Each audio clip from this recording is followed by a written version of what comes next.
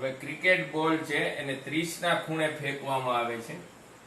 ઉદાહરણ આપણે આગળનું ગણી છીએ 4.9. ઉદાહરણ 4.9 30 ના ખૂણે આપણે ક્રિકેટ બોલને ફેંક્યો છે. તો બોલ માટે મહત્તમ ઊંચાઈ, પાછા આવવા માટે લીધેલો સમય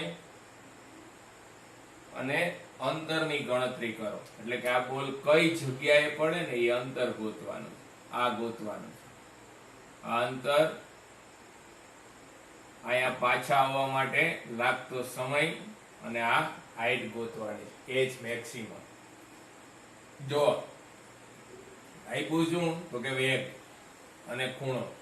આપણે પ્રક્ષિપ્ત ગતિમાં જે સૂત્ર બન્યા એના ઉપરથી થઈ જાય. મહત્તમ હાઈટ ગોતવી છે, એચ મેક્સિમમ નું સૂત્ર લખવું પડે. એચ મેક્સિમમ પ્રક્ષિપ્ત પદાર્થની કેટલી હોય તો કે v0 square sin square theta upon v0 square sin square theta upon 2g. એટલે હવે આપણે આની કિંમત મૂકવાની છે ખાલી. v0 સ્ક્વેર એટલે 28 ગુણ્યા 28 sin થીટા એટલે sin 30 નો સ્ક્વેર અપોન 2 ઇન્ટુ g એટલે 9.8. તો 28 ગુણ્યા 28 sin 30 એટલે 0.5 નો સ્ક્વેર 2 ગુણ્યા 9.8. તો આટલી એચ મેક્સિમમ આવે. એટલે અરાઉન્ડ 10 મીટર જેટલી એચ મેક્સિમમ આવે. 10 મીટર એચ મેક્સિમમ બરાબર 10 મીટર જેટલો ઊંચાઈ આ પદાર્થ જાય. પછી છે કુલ સમય. પ્રક્ષિપ્ત પદાર્થનો કુલ સમય ગોતવાનો. કુલ સમય એટલે TF કહેવાય. Total flight time. Total flight time નું સૂત્ર લખવાનું. ટોટલ ટાઈમ ટાઈમ નું સૂત્ર હોય 2v0 sin theta upon g. તો લખવાનું 2v0 sin theta upon g. 2v0 એટલે 28 sin 30 upon g એટલે 2 into 28 sin 30 એટલે 0.5 upon g એટલે 9.8. તો 2v0 sin 30 અને 9.8 આનું સાદું રૂપ આપવું પડે. સાદું રૂપ આપો એટલે અરાઉન્ડ 2.9 સેકન્ડ જેવો આવે. 2.9 સેકન્ડ 9 સેકન્ડ. આનો જવાબ આવશે ટોટલ ફ્લાઇટ ટાઈમ. એટલે અહીંથી અહીંયા પહોંચતા પદાર્થને 2.9 સેકન્ડ લાગે. પછી છે કઈ જગ્યાએ પાછો પડશે. અહીંથી ફેંકેલા બિંદુથી આ અંતર. એટલે આપણે ગોતવું પડે અવધિ ને r કહેવાય range. v0 square sin 2 theta upon g. અવધિનું સૂત્ર મૂકી દેવાનું. v0 સ્ક્વેર અવધિનું સૂત્ર હોય v0 square sin 2 theta upon g. v0 square એટલે 28 into 28 sin 2 theta. sin theta એટલે 30 અને જે sin 2 થીટા એટલે sin 60 upon g એટલે 9.8. 28 ગુણ્યા 28 sin 60 √3/2 into 9.8. આનું સાદું રૂપ આપે એટલે √3 એટલે 1.73 એટલે અરાઉન્ડ 69 મીટર જવાબ આવશે. તો r is equal to r square ને r is equal to v0 square sin 2 theta upon g. આ સૂત્રમાં એટલે આ ત્રણેય આ દાખલામાં ખાલી સૂત્રમાં જ કિંમત મૂકવાની હતી. હવે આપણે ભણવાનું છે નિયમિત વર્તુળ ગતિ અને એની અંદર કેન્દ્રગામી પ્રવેગ એટલે શું. નિયમિત વર્તુળ ગતિની અંદર કોઈ પણ પદાર્થ અચળ વેગથી ગતિ કરતો હોય અને પોતાની ગતિનું વારંવાર પુનરાવર્તન કરતો હોય કેન્દ્રને અનુલક્ષી અને નિયમિત વર્તુળ ગતિ કહેવાય. નિયમિત વર્તુળ ગતિમાં કોઈ પણ પદાર્થ છે એ કેન્દ્રને અનુલક્ષીને આ એક પદાર્થ આ એક કેન્દ્ર લીધો આપણે કોઈ એક પદાર્થ છે એ કેન્દ્રને અનુલક્ષીને પોતાની ગતિનું પરિભ્રમણ કર્યા કરે, આમ ગતિનું પરિભ્રમણ કરે, નિયમિત વર્તુળ ગતિ કહેવાય. નિયમિત વર્તુળ ગતિમાં બળ લાગતું હોય, પદાર્થ બે બળ લાગતા હોય. એક તો આ પદાર્થ છે એને આમ બળ લાગતું હોય કેન્દ્રથી દૂર તરફ, કેન્દ્ર ત્યાગી બળ કહેવાય, કેન્દ્ર ત્યાગી બળ કહેવાય. ન્યુટોનેમિક્સના નિયમ પ્રમાણે, ન્યૂટનના સિદ્ધાંત પ્રમાણે જેટલું બળ આમ લાગે છે એટલું જ બળ આમ લાગતું હોય, એને કેન્દ્રગામી બળ કહેવાય, કેન્દ્રગામી બળ.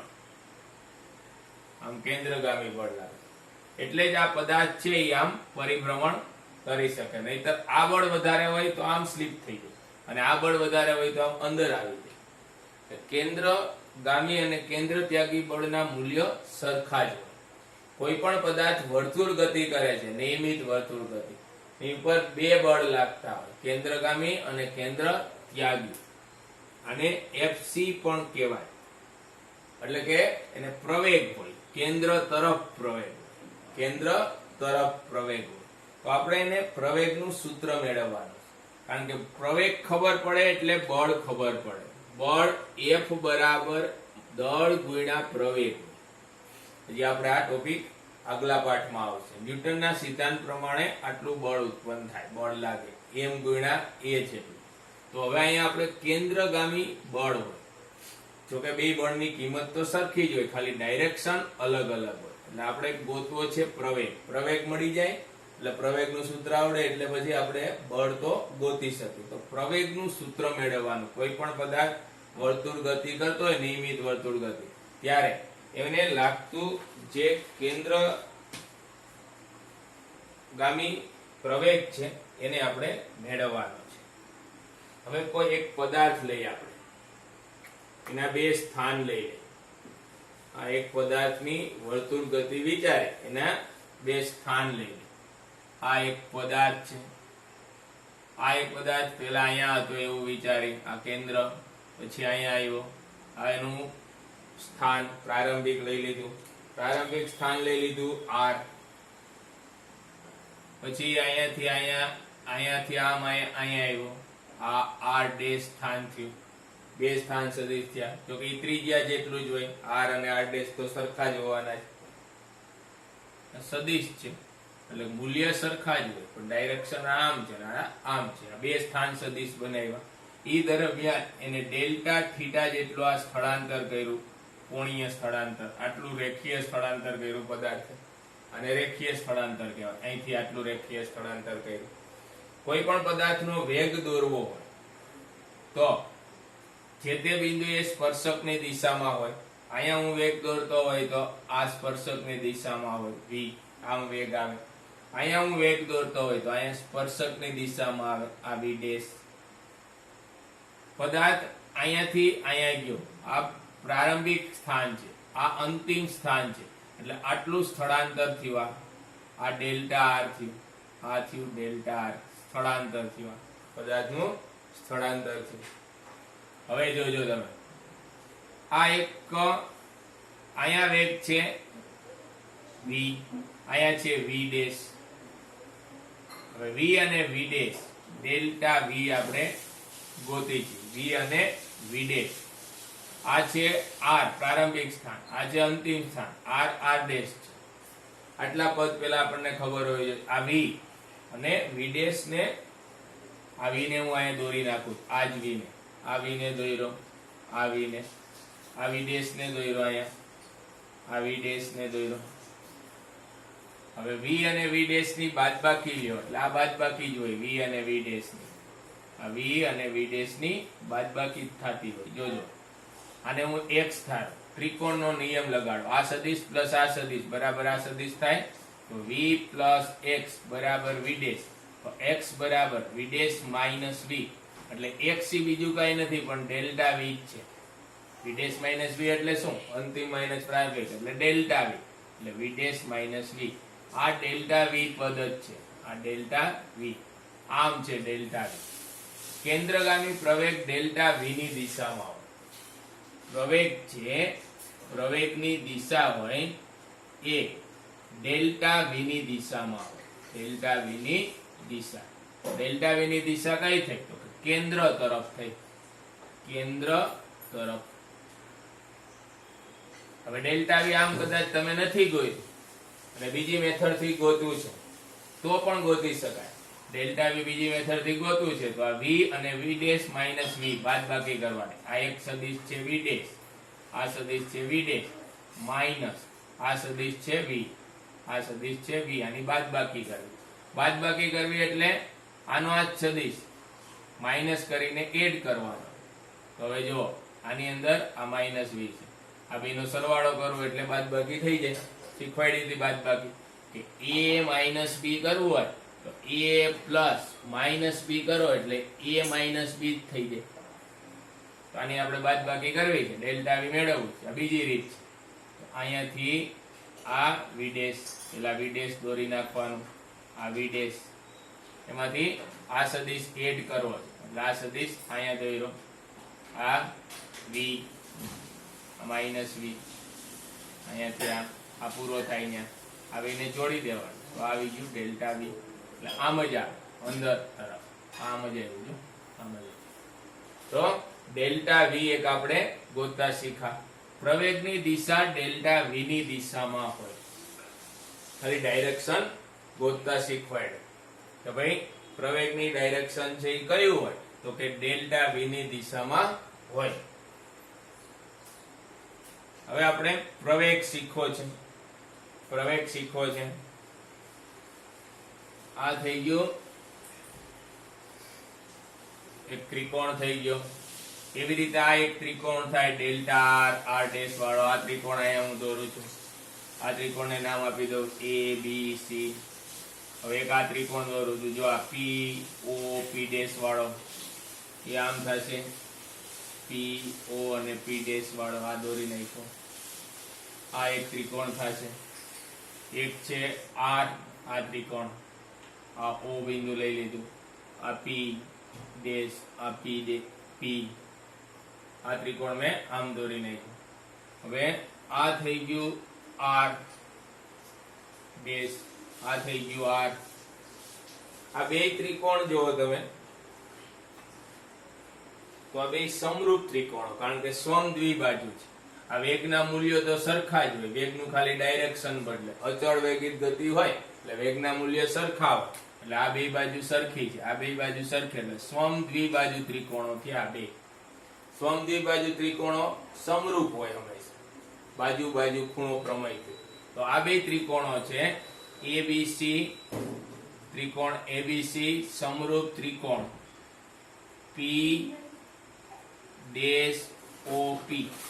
આ બે ત્રિકોણ છે એ સમરૂપ છે. ત્રિકોણ સીએબી અથવા એબીસી સીએબી અને પીઓ ડેશ પીઓપી બે બંને ત્રિકોણો સરખા છે.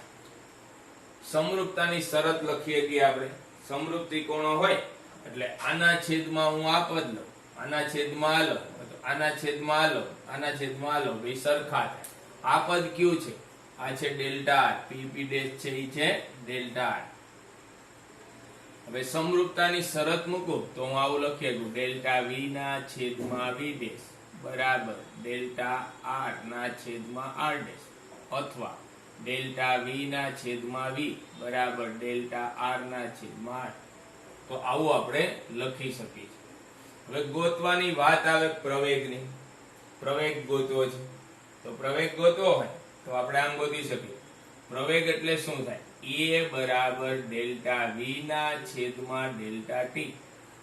વેગ નો ફેરફાર એટલે પ્રવેગ. વેગ નો ફેરફાર એટલે પ્રવેગ. હવે જ્યારે તત્કાલ પ્રવેગ ગોતતા હોય ત્યારે આ લિમિટ છે એ નાની લેવાની હોય, સમયગાળો સૂક્ષ્મ હોય અને તત્કાલ કહેવાય. આ સરેરાશ હતો, આ તત્કાલ થઈ ગયો, આ સરેરાશ નથી લખતો. એટલે limit delta T tends to 0 હોય તો આમ લખાય ડેલ્ટા વી ના છેદમાં ડેલ્ટા ટી. એટલે બીજું કાંઈ નથી પણ dv by dt લખી છે આપણે. એટલે આ તત્કાલ પ્રવેગ છે dv by dt. તો ડેલ્ટા વી ના છેદમાં ડેલ્ટા ટી એને આપણે પ્રવેગ કઈ સરેરાશ. તો સરેરાશ પ્રવેગ આપણે લખો ડેલ્ટા વી ના છેદમાં ડેલ્ટા ટી. જોજો હવે આવું પદ આપણે જોઈ છે. સરેરાશ પ્રવેગ જોતો હોય તો ડેલ્ટા વી ના છેદમાં ડેલ્ટા ટી. ડેલ્ટા વી એટલે હું આ લખી શકું. ડેલ્ટા વી એટલે ડેલ્ટા આર. વી અહીંયા લઈ લો. ડેલ્ટા વી આમ છે તો ડેલ્ટા વી ની કિંમત અહીંથી મૂકી શકું. ડેલ્ટા વી એટલે આવું લખી શકાય ડેલ્ટા આર આર વી. આવું લખી શકાય. તો આમ લખી શકાય ડેલ્ટા આર આર વી આવી છેદમાં આ ડેલ્ટા વી ની કિંમત મૂકે. આ ડેલ્ટા ટી પદ. ડેલ્ટા ટી પદ. હવે આવ્યું delta R upon delta T. સ્થાનનું વિકલન. ડેલ્ટા આર આપણે વેગ વી વી આર એટલે થાય વી સ્ક્વેર અપોન આર. તો પ્રવેગ કેટલો થાય તો કે વી સ્ક્વેર અપોન આર. પ્રવેગની દિશા કઈ તો કે કેન્દ્ર તરફ.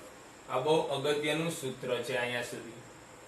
આર એટલે ત્રિજ્યા જેટલું હોય તો આપણે આમાં લખીએ કે વી સ્ક્વેર અપોન કેપિટલ આર. વી સ્ક્વેર અપોન કેપિટલ આર. તો જ્યારે વર્તુળ ગતિ થતી હોય ત્યારે જે પ્રવેગ હોય એ કેન્દ્ર તરફી હોય. આ શું કામ આપણે લીધું તો કે આ લખી શકીએ આમ ડેલ્ટા વી ના છેદમાં ડેલ્ટા આર. આ બે ત્રિકોણ છે એ સમરૂપ થાય એટલા માટે. બીજો પ્રવેગનું સૂત્ર શું? ડેલ્ટા વી ના છેદમાં ડેલ્ટા ટી. હવે આપણે ડેલ્ટા ટી છે અહીંયા ડેલ્ટા વી ની કિંમત મૂકી દીધી અહીંથી. તો આવું આવ્યું વી સ્ક્વેર અપોન આર. આ આર છે એ તો ત્રિજ્યા જેટલું જ હોય એટલે કેપિટલ આર એ લખી શકો. તો પ્રવેગની દિશા ડેલ્ટા વી ની દિશામાં હોય પહેલા જ શીખવાડ્યું એટલે આમ આવી હતી અંદર તરફ. મૂલ્ય કેટલું થાય તો કે વી સ્ક્વેર અપોન આર. વેગ જેટલો હોય એનો સ્ક્વેર ગુણ્યા આર જેટલું એનું મૂલ્ય થાય. તો આ હતું કેન્દ્રગામી પ્રવેગ. કેન્દ્રગામી અને કેન્દ્ર ત્યાગી બે પ્રવેગનું મૂલ્ય સરખું જ હોય. વી સ્ક્વેર અપોન આર જેટલું આવે. તો આ આપણો એક ટોપિક હતો. એમાં જે એક થોડુંક અમથું છે માઇન્યોર ચાક ગતિનું થોડુંક એડ કર્યું છે. અત્યારે તમને ઇક્વેશન 4.44 સુધી ક્લિયર થઈ જવું જોઈએ. પછી આગળની 2-3 ઇક્વેશનો છે એ ફરી પાછો કરાવી દઈશ એટલે પાઠ પૂરો થઈ જાય. ઓકે.